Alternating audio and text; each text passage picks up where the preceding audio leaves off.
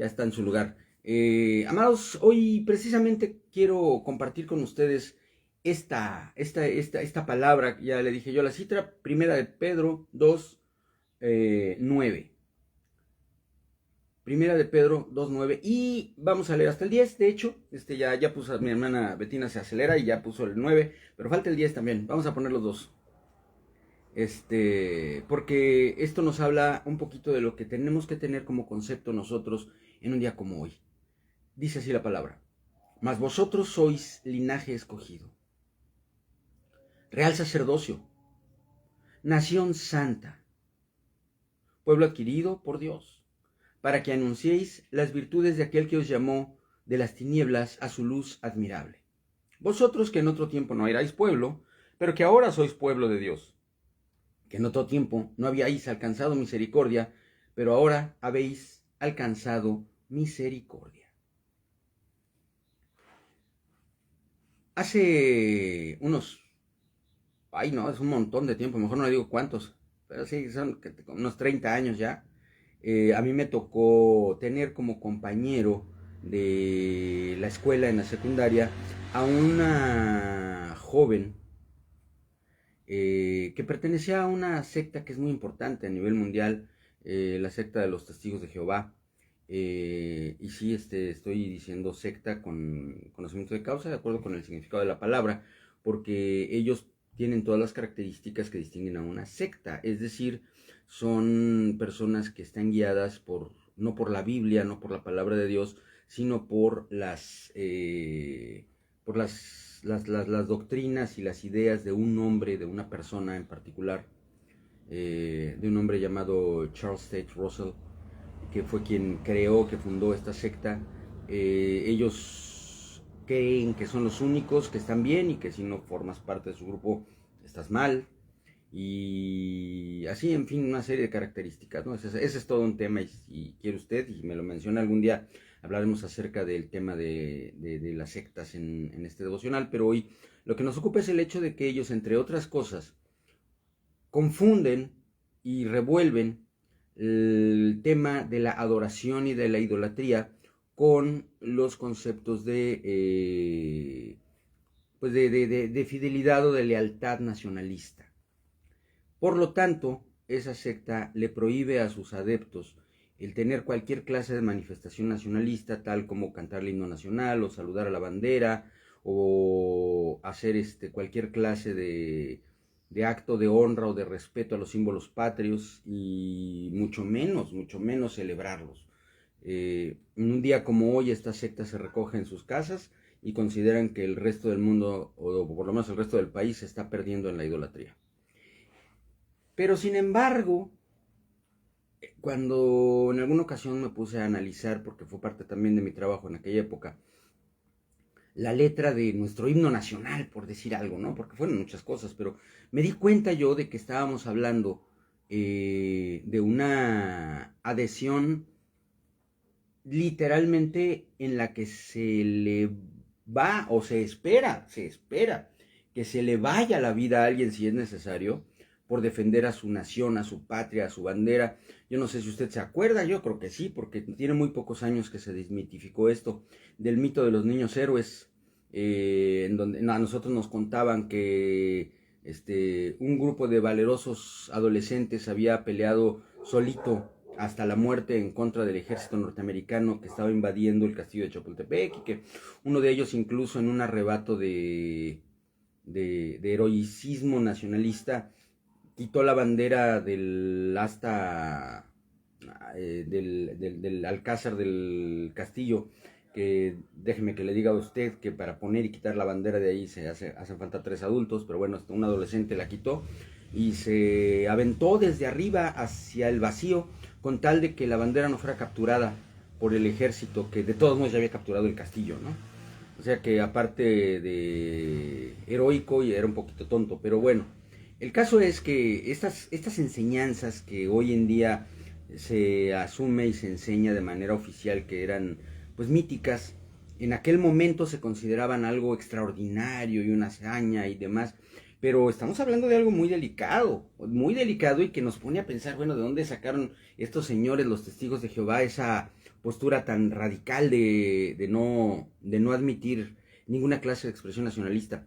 Pues es que en realidad algo como eso, algo como cometer suicidio por una bandera, no estoy hablando por la nación, ni por el territorio nacional, ni por la gente, ni por todo aquello que compone realmente una nación, sino por un pedazo de tela que es un símbolo, que no es la nación, sino solo un símbolo, pues sería algo muy próximo a la idolatría.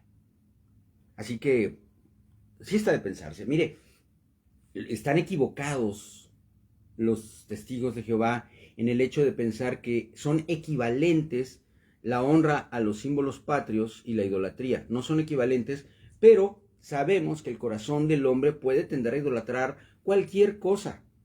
Nosotros, cuando no tenemos una fe establecida y fundada en el eterno, cuando no tenemos nuestros ojos puestos en Cristo y no tenemos nuestra convicción de confianza y nuestra convicción de adoración y de amor al único Dios verdadero, nuestra alma se encuentra vacía. Estamos huecos, tenemos un agujero en el alma que tiene exactamente la forma de Dios, pero que tratamos de llenar con cualquier cantidad de cosas. Entre otras, se establece esa situación, la posibilidad de que alguien la llene con un amor y una postura y una actitud nacionalista, es decir, de amor a la tierra y a la cultura y a la gente y a las costumbres en las cuales vive, en lugar de Dios. ¿Es posible? Sí, sí es posible, aunque no es equivalente, no es a fuerza. Entonces, yo creo que aquí tenemos que entonces desglosar o separar con claridad los tres conceptos, ¿no? El concepto de adoración, el concepto de nación y nacionalidad y nacionalismo y el concepto de idolatría. Así que vámonos por partes. Primero que nada, ¿qué es adorar? Adorar es exaltar por encima de todo. Adorar quiere decir que tú le atribuyes y proclamas la grandeza de algo o alguien por encima de todo lo demás. Eso es adoración. Cuando tú adoras, tú estás estableciendo que no hay mayor, no hay más grande, no hay más excelso, ni más importante, ni más respetable, ni más digno de gloria, honra y alabanza que algo o alguien. Y sabemos que el único digno de la adoración es Dios, Padre, el Señor Jesucristo y el Espíritu Santo. Nadie más, nada más debe ser adorado. Y por eso nosotros, los cristianos, tampoco nos hacemos imágenes o semejanzas de las cosas del cielo, de la tierra, o de las que están abajo de la tierra, o en las aguas, o abajo de las aguas, porque el corazón del hombre tiende a adorar el objeto que le es visible. Y la idolatría surge de ello, de un símbolo que se convierte en el objeto primario de adoración por causa de nuestro corazón corrupto. A lo mejor, bueno, todavía la iglesia evangélica utilizamos como símbolo la cruz. Vamos a poner, por ejemplo, ¿no? Nosotros utilizamos la cruz como símbolo. Nuestro logotipo y el de muchas iglesias, los templos y las casas de adoración de muchas iglesias tienen una cruz que no es adorada, que no es considerado un objeto de poder, ni siquiera creemos que haya alguna diferencia en la presencia de Dios entre que haya o no haya una cruz en algún sitio, pero simboliza el cristianismo a nivel mundial, a nivel internacional, y el nosotros tener una cruz en nuestros símbolos nos distingue ante el mundo entero como cristianos. Entonces utilizamos la cruz. Sin embargo, a lo largo del tiempo y con el paso de los siglos, ese símbolo que representa al cristianismo por causa de que fue en la cruz donde nosotros, en una cruz, no en la cruz, sino en una cruz, X, cualquiera, una cruz más de las miles que se usaban en aquellos tiempos, donde estaba el Imperio Romano, fue asesinado bestialmente nuestro Señor Jesucristo en un lugar que nos corresponde a nosotros. Y la cruz se convierte luego en un símbolo, pero el paso del tiempo lo vuelve un objeto de idolatría. Y entonces llega un momento en que ya la gente comienza a creer que el objeto, la cruz, y no me refiero ni siquiera a la cruz donde fue crucificado Jesús, sino la cruz como un objeto cualquiera que se da de cruzar dos palitos, tiene poder por sí mismo. Eso es idolatría. Y eso es lo que ocurre con el corazón del hombre con cualquier cosa visual, sensitiva, cualquier cosa que percibe la carne. Y cuando hablo de la carne me refiero a nuestro cuerpo físico, a nuestros sentidos. Los antiguos decían que eran 5 sentidos, hoy sabemos por la ciencia que son muchos más de 5. Y por nuestros sentidos nosotros percibimos algo y lo convertimos en objeto de adoración, en lugar de aquello que simboliza. Por eso es peligroso el que, no quiere decir que sea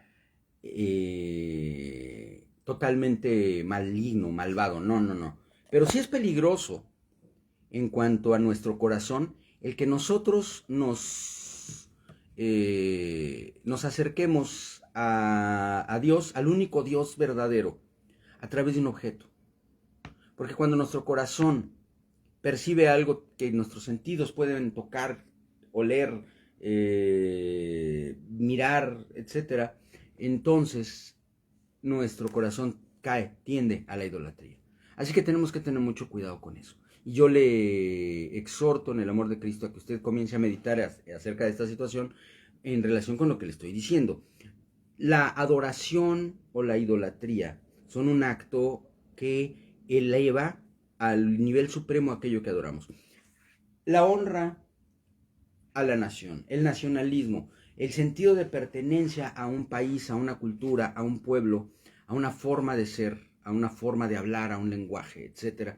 Eso es parte de nuestra identidad humana. Nosotros nacimos, vamos a hablar de la mayoría de los que estamos aquí, si no es que todos los que estamos aquí en este chat, nacimos en México, crecimos en México, vivimos en México, tenemos algunas visitas de otros países, de Guatemala, de Estados Unidos, de Honduras, pero en general casi todos somos mexicanos, pero cada quien en su país. Fue desarrollado y fue formado dentro de un marco de cultura, de lenguaje, de alimentos, de vestido, de forma de hablar, de forma de comportarse, etcétera, que nos dan identidad. Y esa identidad, que no tiene absolutamente nada de malo per se, es una identidad que además merece ser defendida, pero no por la identidad misma del nacionalismo, sino porque implica nuestras libertades. Libertades naturales, libertades humanas, libertades que son parte de nuestra naturaleza, porque la palabra de Dios nos habla de la libertad y nos habla también de la posibilidad, dice la palabra, procura, si eres esclavo, procura en la medida de lo posible libertarte.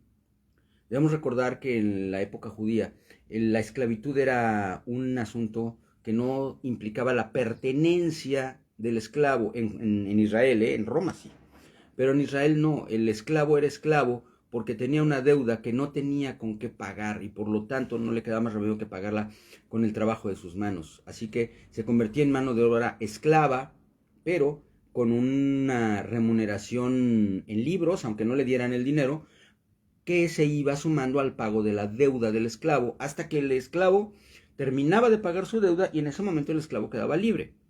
Nosotros entendemos que en nuestra idiosincrasia occidental, en donde la esclavitud es de otro tipo, de otra forma de manifestarse más oscura, se consideraba que el esclavo era propiedad del esclavizante. Y eso sí es algo oscuro y eso es algo terrible, pero aún así la palabra de Dios nos dice que es lícito el buscar nuestra libertad. Hace ya un poco más de 200 años, el pueblo mexicano que estaba en un estado de servidumbre con el pueblo español de aquella época, que quede claro de aquella época, no vaya usted a salir a hablarle feo a su vecino español, eso pasó hace 200 años, que quede clarísimo, ¿ok? Al pueblo español, el pueblo mexicano peleó batallas que tiene un año aproximadamente, que se cumplieron 200 años de la proclamación de nuestra independencia como nación. Y empezó un camino que está lleno de accidentes bélicos y políticos y sociales hasta llegar a lo que somos hoy, la nación mexicana. Y todo esto visto con saludable distanciamiento de un encendido patriotismo idolátrico que de repente nuestros modelos históricos nos metían en la cabeza. es algo bueno porque somos mexicanos, somos una nación independiente, somos una nación que tiene virtudes y defectos, somos una nación inmensamente rica, somos el 11º país más grande de todo el planeta, con recursos y con territorios que son maravillosamente admirables en todo, ¿no? Tenemos montañas, tenemos lagos, tenemos ríos, tenemos bosques, tenemos selva, tenemos mares, tenemos de todo. Y todo esto está muy bien, siempre y cuando esté en el lugar correcto. El lugar correcto es la cuna que humanamente nos vio nacer, el lugar en donde nuestras libertades, entre otras, la libertad de culto, están garantizadas. Y sí, amados, tenemos libertad de culto. Ya hay restricciones que nos están empezando a apretar. Eso es una cuestión de los últimos tiempos, de los tiempos profetizados. Y no vamos a poder cambiar eso. No hay manera, porque está escrito en la palabra.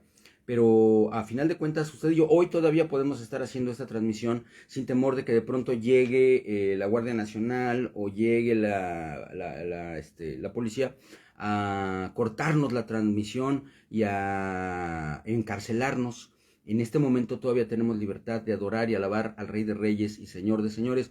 Antes lo podíamos hacer en público, ahora ya no podemos hacerlo en público, tenemos que hacerlo dentro de nuestras casas o nuestros templos, porque si lo hacemos fuera y alguien se queja, entonces nos van a censurar. En fin, las cosas se están poniendo difíciles por causa de que se está preparando el camino de la manifestación del misterio de la iniquidad. Y ese es otro tema que vamos a tocar en otro devocional.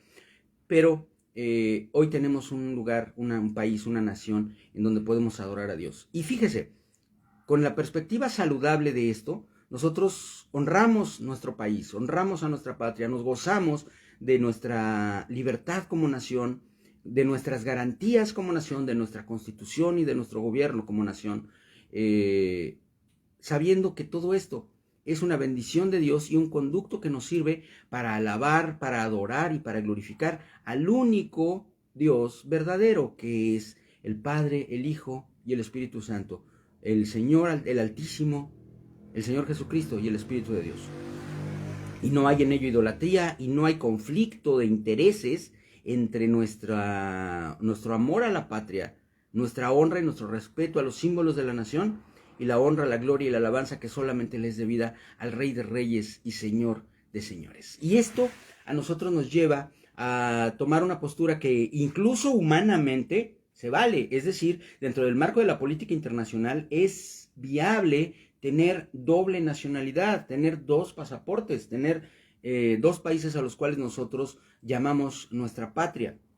Yo, amados, tengo doble nacionalidad, porque yo soy mexicano.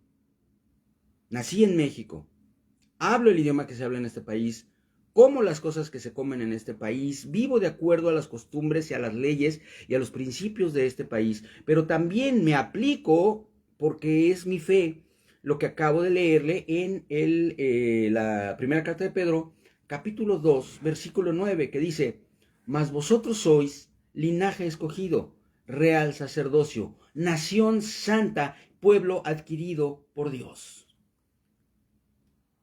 Y esa nacionalidad, amados, es la nacionalidad del reino de Dios, la nacionalidad del reino de los cielos.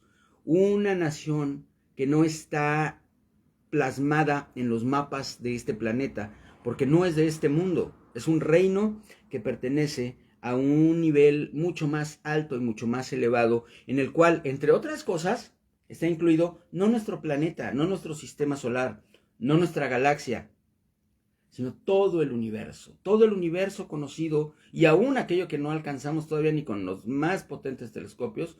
Todo eso es solo una pequeña parte del reino de Dios al cual pertenecemos. A ese reino en el cual el gobierno no es democrático, es teocrático, es decir, es una monarquía en la cual gobierna Dios y solo Dios. Y le repito, México está incluido en ese reino, y de lo cual yo soy parte del linaje real. Yo soy de la familia del rey. Somos parte de la familia real. Somos linaje escogido. Somos real sacerdocio, es decir, somos llamados a ser los que interceden entre la familia del rey y el resto de la creación.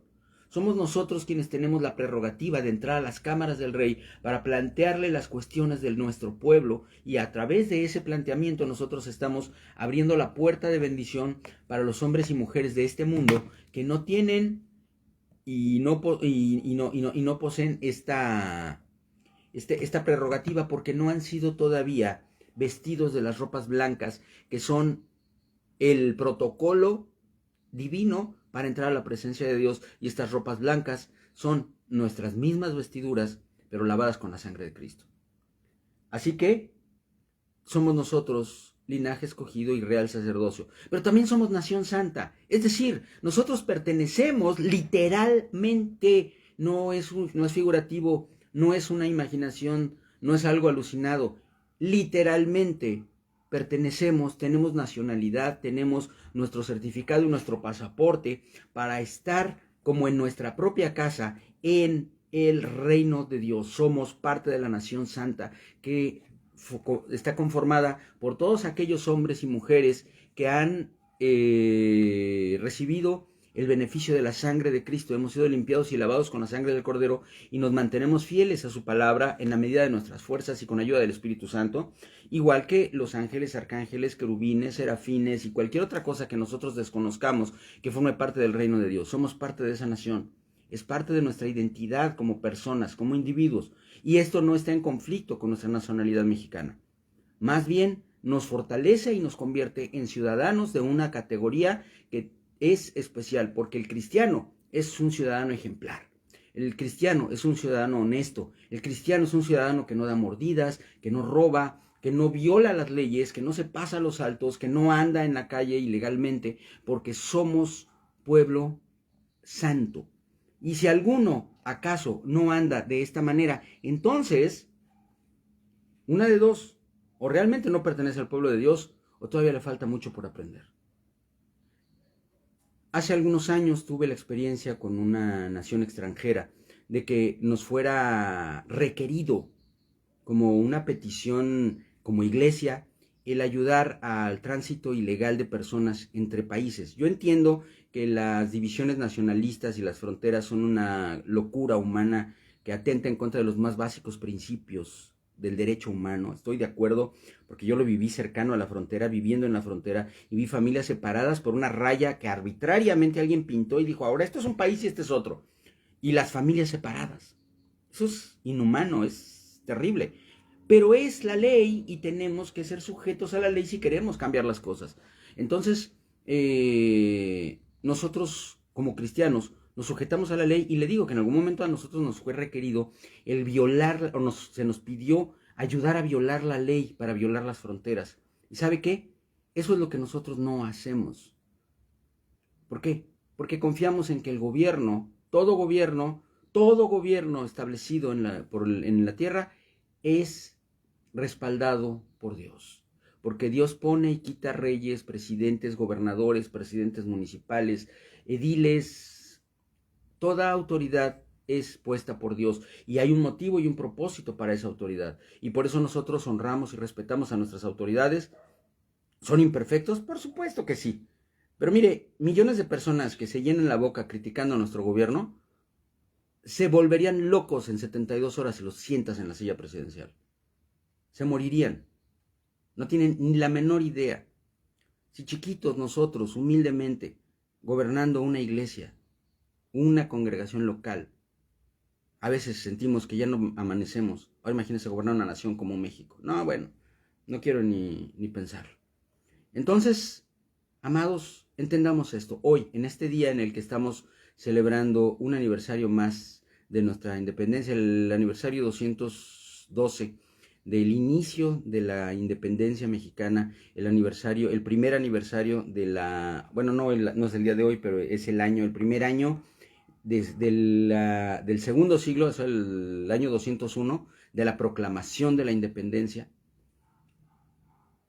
Entendamos esto: sí somos mexicanos y nos gozamos y decimos viva México, y decimos gracias a Dios por nuestra nación, que el Señor bendiga México y bendiga a nuestro presidente y bendiga a nuestras autoridades, y que el Señor permita que en estos tiempos finales la nación mexicana persista como un bastión de libertad de culto, para que los hombres y mujeres que pisamos este territorio, nacionales o extranjeros, podamos seguir alabando al único Dios verdadero con libertad. Pero también reconocemos nuestra nacionalidad divina. Hombres y mujeres que pertenecemos al reino de Dios, con un gobierno supremo, que es el gobierno de Cristo Jesús, que reina con vara de hierro sobre todas las naciones, que somos guiados por el Espíritu de Dios y que tenemos en el cielo, allá en el tercer cielo, el que nunca vamos a alcanzar, al Lion, al Dios Altísimo, al Padre Celestial. Medite en esto, gócese,